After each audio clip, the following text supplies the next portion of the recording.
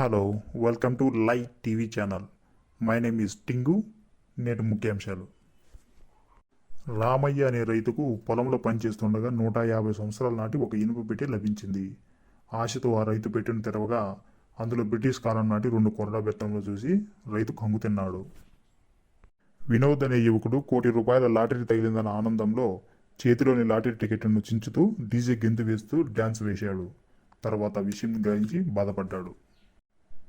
కామోతో కళ్ళు మూసుకుపోయాయని ఇరుగు పొరుగు వారు అంటున్నారని మెడిసిన్ కోసం డాక్టర్ను కలిసిన ఓ వ్యక్తి. అతని మాటలు విని మూర్చపోయిన డాక్టర్. చింతలకుంట అనే ప్రాంతంలో సాహో అనే ఎక్స్ప్రెస్ పట్టాలపైకి వచ్చిన ఒక గంటు చేమను ఢీకొని పట్టాలు తప్పింది. ప్రయాణికులందరూ క్షేమంగా ఉన్నారని అధికారులు తెలిపారు. తిక్కవారిపల్లి అనే గ్రామంలో వినాయక నిమజ్జన ఉత్సవాలలో పక్కింటి ఆవిడ తన భర్తకు రంగులు పూసిందని భర్త కాలు విరగ్గొట్టిన భార్య లబోదిబోమంటున్న బాధితుడు. మరికొన్ని బ్రేకింగ్ వివరాలతో మళ్ళీ కలుద్దాం. అంతవరకు stay tune our channel. Bye.